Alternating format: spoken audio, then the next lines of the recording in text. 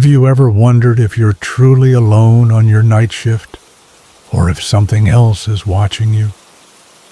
Put yourself in my shoes.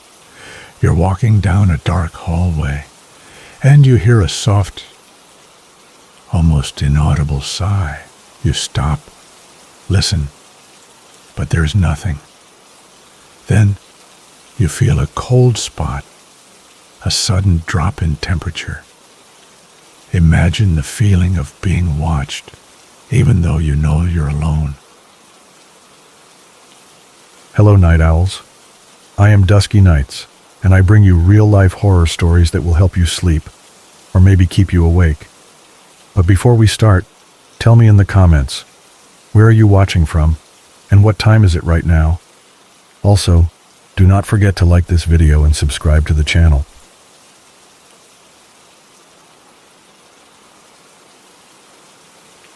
I never imagined my part-time janitor job at a local gym would lead to something like this. The gym was quiet and empty at night, except for me and the occasional late-night workout fanatic. I'd seen it all. Footsteps echoing in the hallway, the hum of the air conditioning, and occasional strange noises easily explained away. But this was different. The gym has a stairwell leading to a basement with a locked door at the bottom. The keys were lost years ago, and no one bothered figuring out why it was there. People just forgot about it. What was the point of thinking about a door no one could open? That changed one night. It started like any other shift. The gym closed, and I was cleaning, vacuuming, wiping down equipment. I remember thinking how peaceful it was, just the hum of the lights and my footsteps. Then the banging started. It was sudden, loud. At first, I thought it was the locker rooms, but it was coming from the stairwell. At the bottom, behind the old door, a rhythmic thud. Bang, bang, bang. Someone was slamming their fist against it, desperate to break through. My heart skipped a beat. I froze, unsure what to do. My first instinct was to ignore it, tell myself it was just pipes or building noise, but the sound was too deliberate, too forceful. Whoever was behind that door wasn't just knocking. They were trying to get out. I stood there, listening. My hand gripped the broom. My mind raced. Was someone locked behind the door? Was it a prank? I glanced down the stairwell into the darkness. I waited, the air thick with tension. Then the banging stopped. I stood there, breathing heavily. The silence was suffocating. I couldn't move. Then, just when I was about to convince myself it was nothing, it happened again. Bang, bang, bang. The sound was sharper, more frantic. My pulse quickened. I was still frozen, staring down the stairs.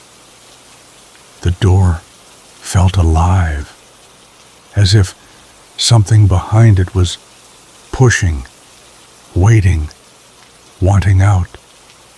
I took a step forward, and it stopped again. As soon as I moved, the banging ceased. I felt my legs start to shake. I took the stairs slowly, cautiously. The door sat at the bottom, its dark, weathered surface staring back at me. I reached the bottom, and everything went still again. I grabbed the door handle. It didn't budge. I pressed my ear against the cold wood, listening. There was nothing now, just a hollow silence. Then the unmistakable sound of scraping reached my ears. It was faint at first, like fingernails scraping metal. Then it grew louder, like something was dragging something heavy across the floor behind the door. The scraping was slow, deliberate, steady. I jumped back, heart racing. Who was down there? What was down there? The feeling in my stomach was dread. I ran back upstairs. I told my manager the next morning, still shaken. She tried to laugh it off, but she'd heard the stories too. The gym was old, and there were rumors about that door. She agreed to call a locksmith. He opened the door in minutes. There was nothing, just an old, dusty supply closet. Its shelves empty. The faint smell of stale air lingering inside. Still, the banging continued, not every night, but enough for it to feel wrong. And to this day, I wonder, what was it behind that door? What was trying to get out? I haven't been able to figure it out. And maybe that's the scariest part, knowing that some things are better left hidden. The gym's still open, still quiet at night. But the banging, it hasn't stopped.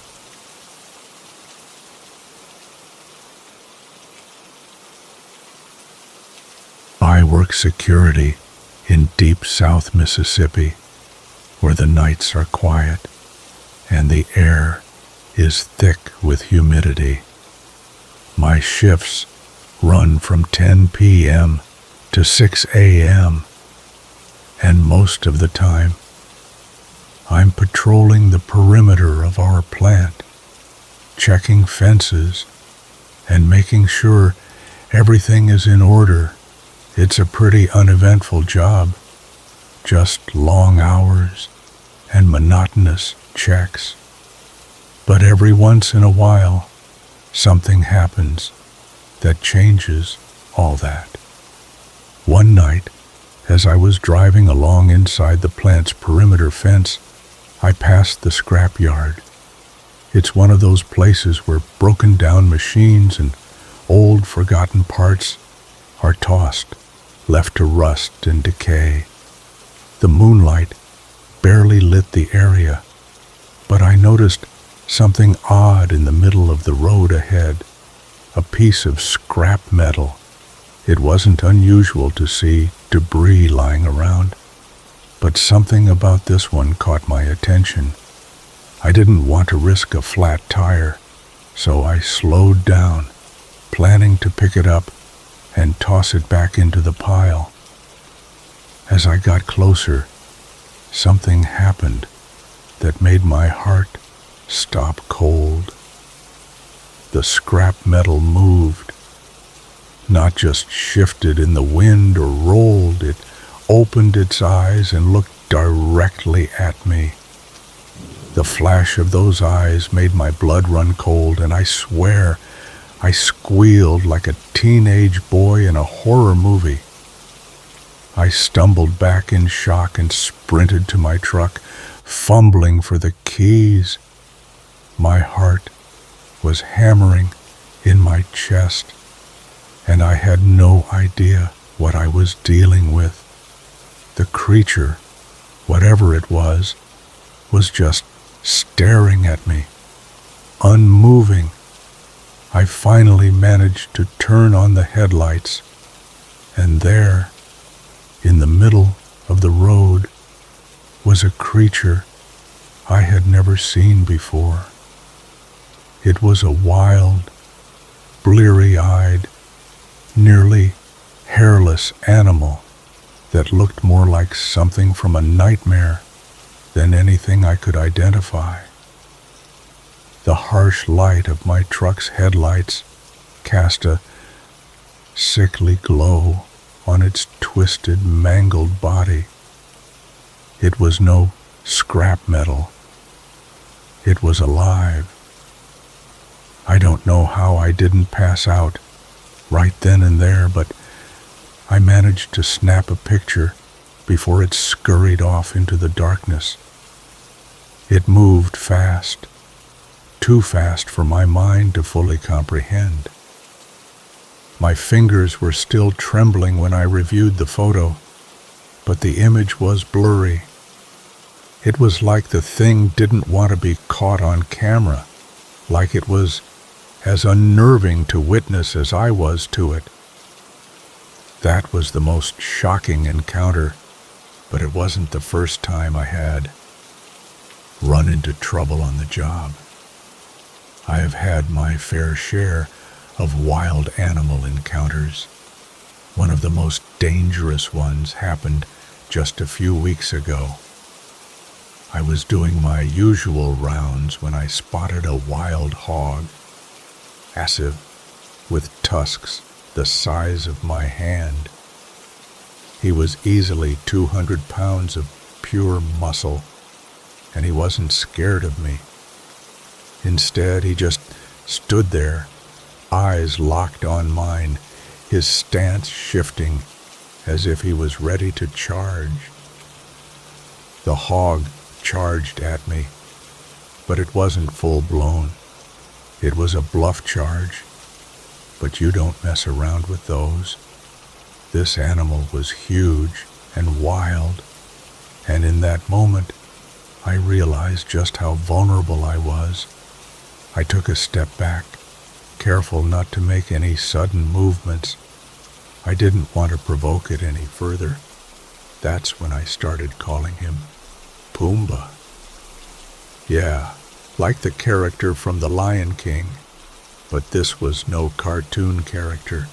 He was a force of nature, a beast with the kind of strength that could easily tear through anything in its path. And somehow, over the weeks, we reached an understanding.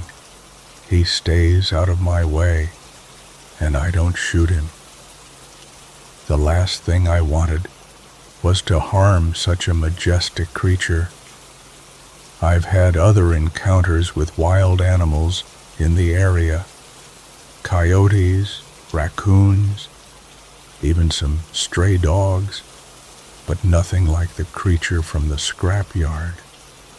Nothing that gave me the feeling that maybe, just maybe, there are things in the wild we aren't meant to understand. Things that live just beyond our grasp, lurking in the shadows where we can't quite reach. As I think about it now, I can't help but wonder what I saw that night. Was it some kind of mutant animal, a freak of nature, or was it something even darker, something that shouldn't exist? The photo I took didn't help. Like I said, it was blurry, just a fleeting moment of madness. But every time I drive past that area now, I can't shake the feeling that it is still out there, waiting for the right moment to show itself again. Maybe it's a good thing I don't know. Because once you've seen something that can't be explained, it's hard to unsee it. And I'm not sure I want to.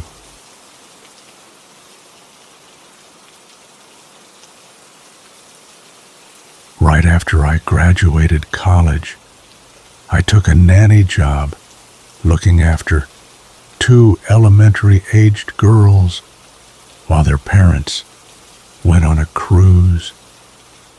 The parents were nice and the girls were sweet, so I thought it would be easy. But the week that followed was anything but. The first few nights were normal. The girls had a routine and I kept up with it. But on the 3rd night, things got weird. 8-year-old Emma started coming into my room at odd hours, always after I was comfortable in bed. At first, I brushed it off. She'd come in with flimsy excuses, like wanting to go to the park or forgetting to brush her teeth. She seemed confused, as if she hadn't planned to wake me up. I thought she missed her parents, so I let it slide. But the interruptions got more frequent, and the excuses got ridiculous. By the 4th or 5th night, I was exhausted. I needed sleep. When Emma came in again, I set boundaries. "Emma," I said, "unless it's an emergency, don't wake me up again tonight. Understand?" She nodded and went back to her room. I thought that would solve it, but when I woke up, it wasn't to an alarm. It was the feeling of being watched. I turned over, and Emma was there, sitting next to my bed, watching me sleep. She had moved a chair from across the room. My heart nearly stopped. She was sitting there, silently, staring at me with dark eyes. It was chilling, especially since the ring had just come out. I asked, "What are you doing, Emma?" She said, "I just thought it would be fun to watch you sleep. I didn't wake you up." Her casual response was twisted, like she'd crossed a line. It wasn't normal. I didn't know how to respond. I didn't get much sleep that night. The next morning, I told the parents, but they laughed it off. I knew something wasn't right. It wasn't just curiosity. It felt more unsettling. Emma stopped coming into my room after that, but I still wonder what would have happened if I hadn't woken up.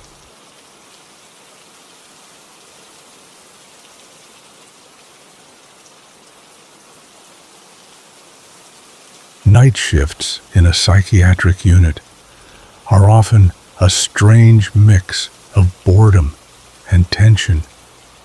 The days are filled with stories of patience, of unsettling behavior, of long, drawn-out shifts. But when you're working the night shift, things are quieter. The building is mostly empty. The lights are dimmed, and there's a certain stillness that takes over. It's the kind of stillness that gets into your bones and makes you feel like you're the only one alive in the entire place. I've been working nights in this particular psychiatric unit for a while now, but due to staff cuts, most of the wards have been shut down. The unit I work on now is barely functional.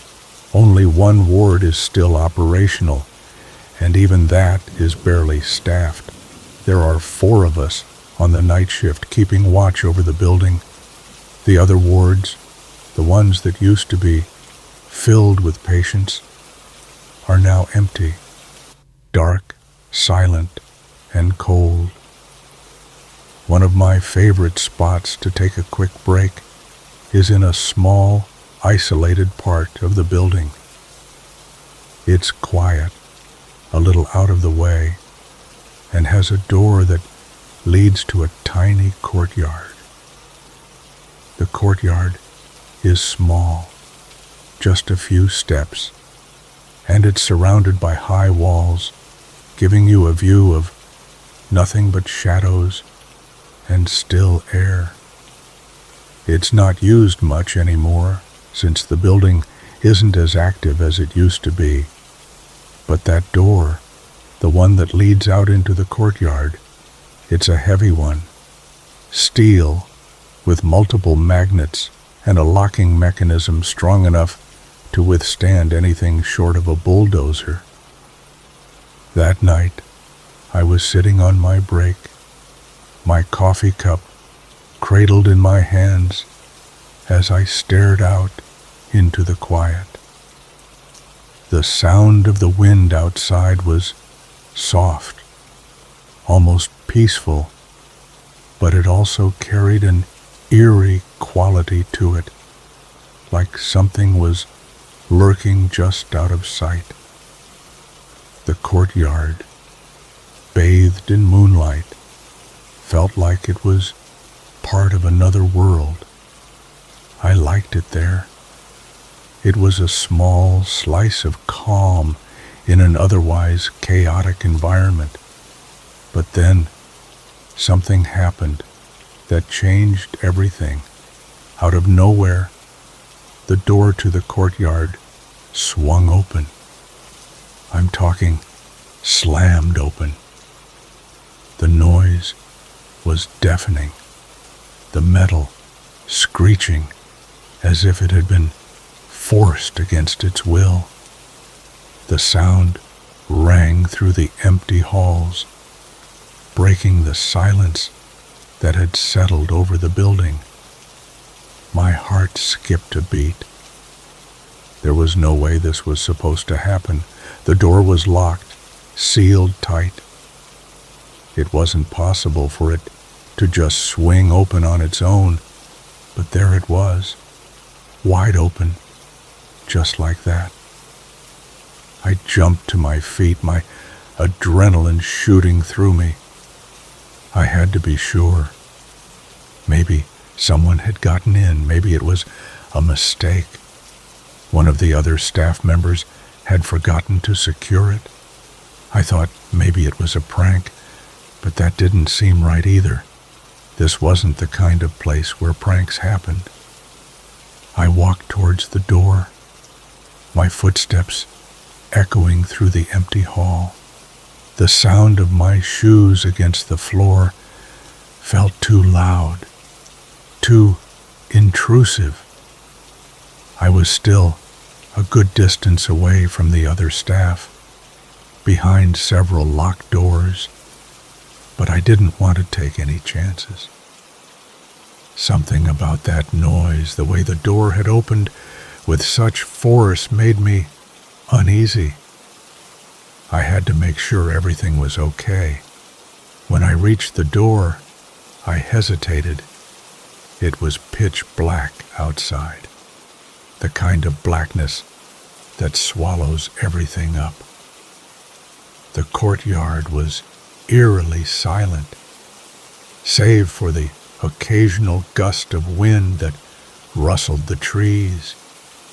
But even that couldn't shake the stillness of the air. I stood there, my hand on the cold metal handle of the door, staring out into the void. My mind was racing.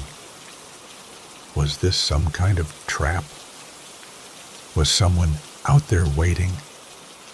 I stepped outside, squinting into the darkness, trying to see if there was any movement. I don't know why, but the air felt thick, unnaturally thick. I felt like something was watching me, waiting.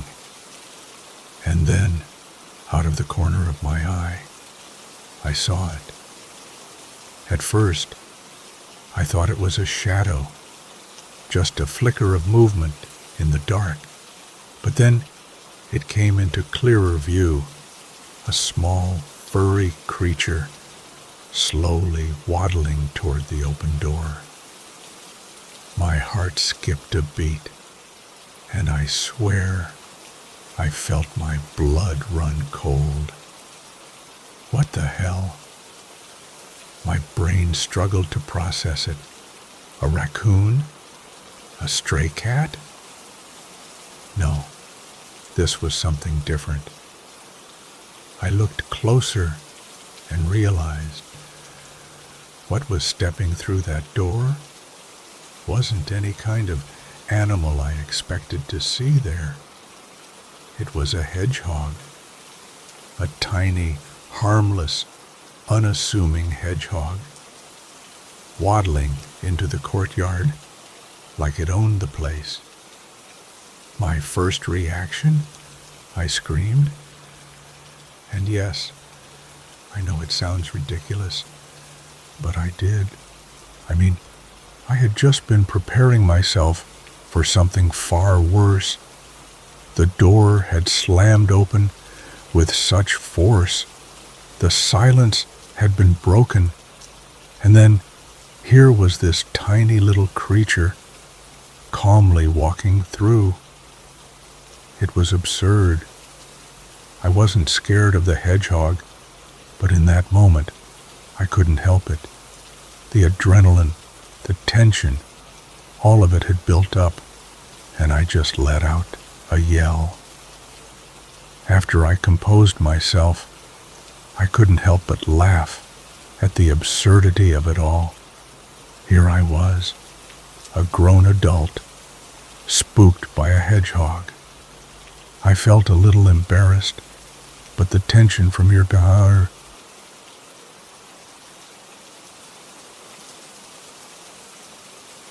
I remember the night like it was yesterday, even though it happened years ago.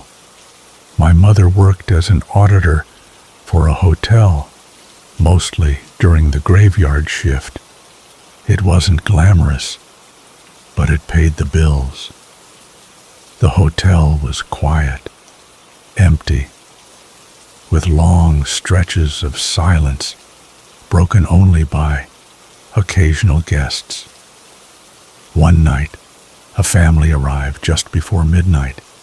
A father, mother, 3 sons, and a 14-year-old daughter.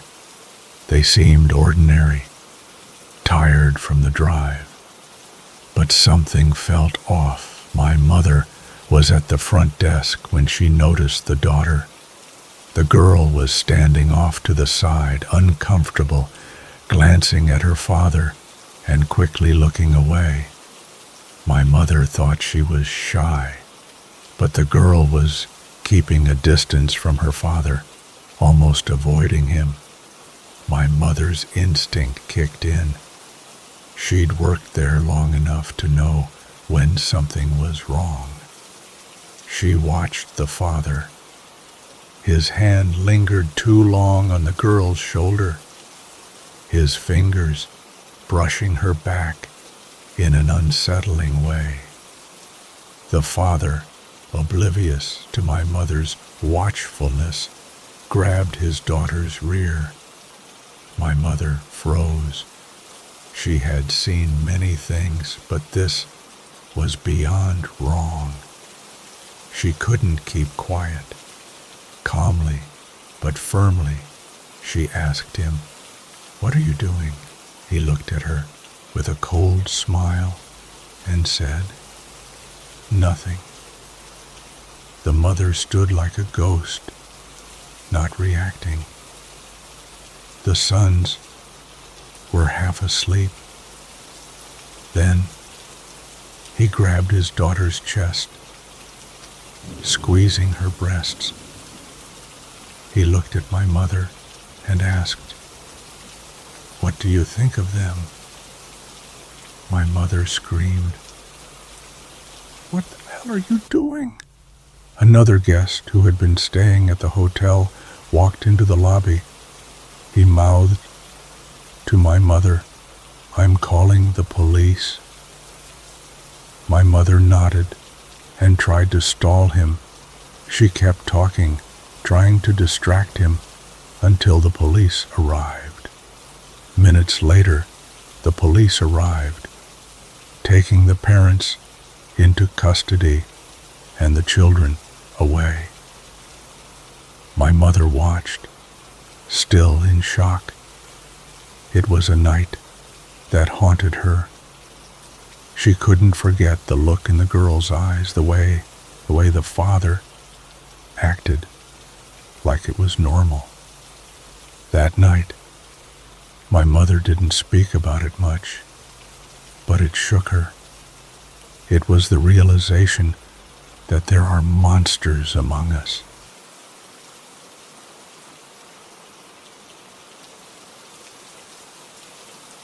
I manage a fast food restaurant, working the overnight shift from 11 p.m. to 7 a.m. It's a quiet job, mostly just me and one other employee, with only the drive-through open. The hours are long, and the nights tend to drag, but it's manageable. I've had my fair share of odd encounters, but nothing could have prepared me for the horror that happened one particular night. It was around 3 a.m. when things took a strange turn. My coworker and I were getting ready for a slow, uneventful stretch when we noticed something odd. The back door of the restaurant was slightly ajar. Now, this wasn't normal. I figured maybe the wind had pushed it open, or maybe someone hadn't locked it properly, but I wasn't going to take any chances. I went over to investigate, half expecting to see nothing, maybe a gust of wind or some forgotten item. But as I reached out to push the door open, something caught me off guard. A man suddenly sprinted towards me from the darkness. I was frozen for a moment, panic rising in my chest. Without thinking, I slammed the door shut, locking it as quickly as I could. My heart was pounding as I looked around, trying to make sense of what was happening. Who was this guy? Why was he running at me? I took a deep breath and checked the rest of the store, checking the windows and doors to make sure everything was secure. I thought I was overreacting. Maybe it was just some random person, but the feeling of unease still lingered. I tried to shake it off, but it wasn't long before something even stranger happened. The drive-through indicator went off. I looked at the window and saw a figure walking past the glass. At first I thought it was just someone trying to get in through the drive-through, but then I saw it. The figure was on a motorized wheelchair. Not one, but two more followed, each one in a motorized wheelchair, slowly moving around the parking lot. They seemed to be circling the building, almost as if they were trying to find a way in. My coworker and I exchanged confused glances. This wasn't right. We watched as the three of them drove past the windows, their wheelchairs creeping along the pavement with eerie, mechanical precision. Then they did something even more unsettling. They stopped one by one at each drive-through window. They just sat there, staring through the glass. And then it happened. They started shaking the windows, violently trying to get in, pulling at the handles, their movements jerky and erratic. I could see the desperation in their eyes. My heart was racing now. It felt like a scene from a bad horror movie, where everything seems fine at first, but then the tension builds, and you realize that these people who appeared harmless were anything but. I grabbed the phone and dialed the police. My voice was shaky as I explained the situation, telling them that there were 3 people in wheelchairs trying to break into my restaurant. I couldn't explain it, but I had a feeling in my gut that something wasn't right. The police arrived not long after, but their response was underwhelming, to say the least. They spoke with the 4 individuals, including one who wasn't in a wheelchair. The group insisted they just wanted food, no harm intended. The officers, after a brief exchange, told me there was nothing they could do. They said no threats had been made, so we were fine. I was left standing there, bewildered. These people who had been relentlessly trying to break in were now walking away like nothing had happened. The police did nothing. My coworker and I were left to process what had just happened. The group had seemed harmless at first, but after everything that had transpired, I couldn't shake the feeling that they were far from it. It felt like we had narrowly escaped something far worse. I've worked night shifts for years, but I've never experienced anything like that before. The whole situation felt like it was straight out of a horror movie, where you think everything's fine until it's not. Those people, those wheelchair-bound individuals, might have just wanted food, but the way they moved around the restaurant, their eerie persistence, and the cold emptiness in their eyes, it felt like we were caught in something far darker than a simple late-night visit for a meal.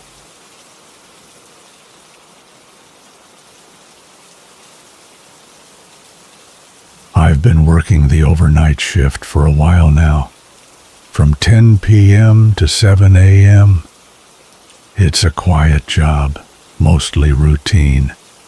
Just me and a coworker, managing inventory, stocking shelves, and keeping the store in order. The job can get pretty boring, but the hours pay well, and I've gotten used to the solitude. My shift is calm, mostly filled with the sound of boxes being moved, the hum of the lights overhead, and the soft click of the register when customers do come through. Most of the time, everything runs smoothly. The only time things get a little busier is when the stockers arrive around 2 a.m. to unload the grocery truck. At that point, we move out of their way and give them space to work. It's during these hours, when the store is almost deserted, that you notice the little things. People are tired. The noise outside the building is muted, and sometimes you hear things that you can't quite explain. One night, around 2 a.m., I was finishing up a small task in the back when I saw a familiar face walking toward me. It was my neighbor, a guy who had worked at the store before. We'd had a few casual chats in passing, and like any neighbor, I greeted him when he came over. At first, it was just a simple conversation, nothing out of the ordinary. He mentioned how late the shift felt and how tired he was. Pretty standard small talk. But then I started to notice something strange. As we were talking, I couldn't help but notice his eyes. They were bloodshot, red, and glazed over, like he hadn't slept in days. The kind of eyes that don't focus on anything but whatever's directly in front of them. And those eyes, they weren't just looking at my face. They were fixed on my chest. I tried to ignore it at first, but it was hard to shake the feeling that something was very off. I crossed my arms instinctively, trying to make myself feel a little more at ease. I hoped he wouldn't notice, but of course he did. His expression didn't change, but for a moment, he seemed to snap out of whatever trance he was in.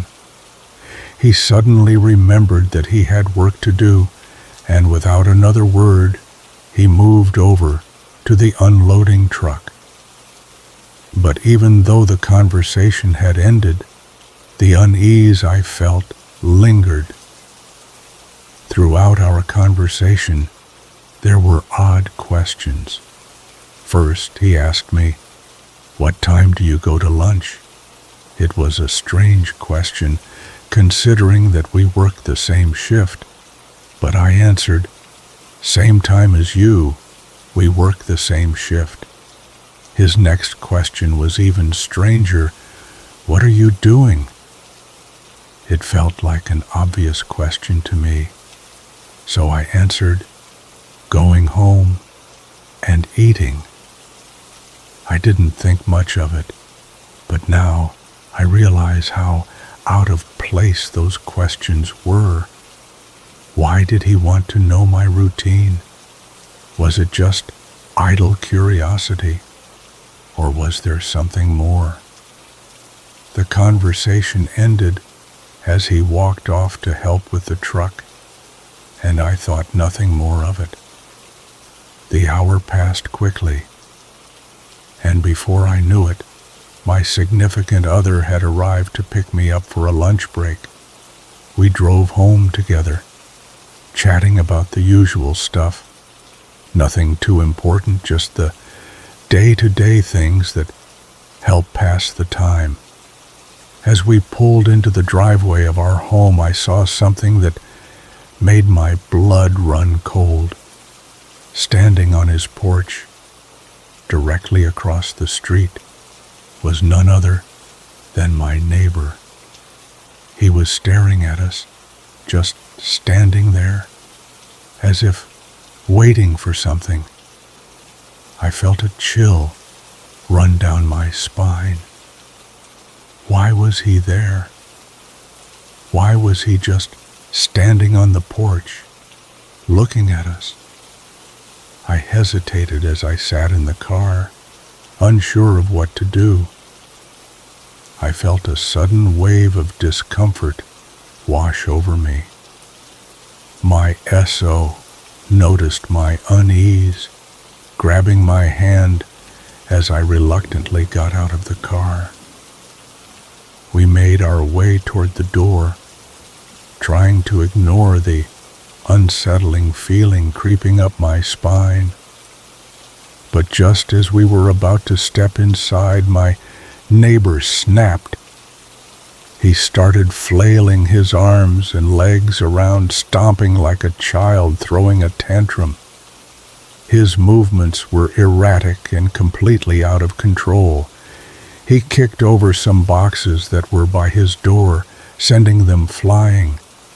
Then, in a moment of complete chaos, he kicked open the door of his house, stomping inside. I could hear him screaming at his wife and kids about something, though I couldn't make out the words. The scene was surreal. I couldn't understand what was happening or why. I stood there, frozen for a moment, watching as he continued his outburst. I knew this wasn't normal. His behavior wasn't just strange, it was dangerous. My heart started to race. What was he going to do next? What was going on in his mind? Without thinking, I pulled out my phone and called the police. I couldn't take any chances. The police arrived shortly after, and by then, my neighbor had calmed down, but he was still visibly agitated. The officers spoke with him and then escorted him out of his home. Turns out, he had been heavily intoxicated. He was drunk. But that's not the worst part. As the police took him away, they told me something that made my stomach drop. Apparently my neighbor had been watching me. He